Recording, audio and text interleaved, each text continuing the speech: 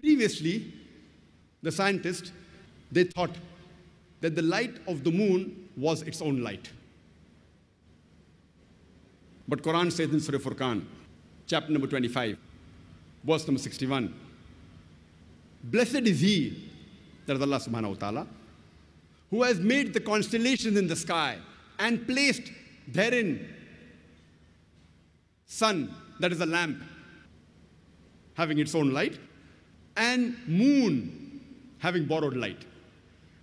The Arabic word used for the sun in the Quran, it is shams.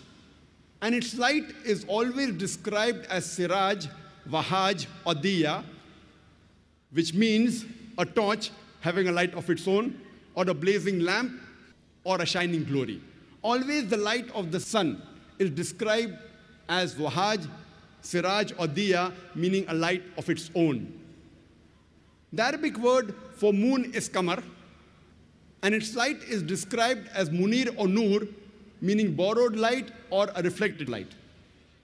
There is not a single place in the Quran where the light of the moon is described as its own light.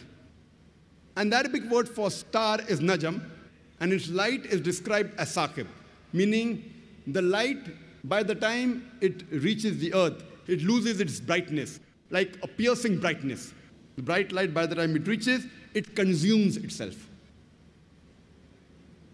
And this message, that the sun has its own light, describing as wahaj, siraj, or diya, and the moon having borrowed light, that is munir, or reflection of nur, is mentioned in several places in the Quran, including Surah Yunus, chapter number 10, verse number 5, as well as Surah Nuh, chapter number 71, verse number 15 and 16.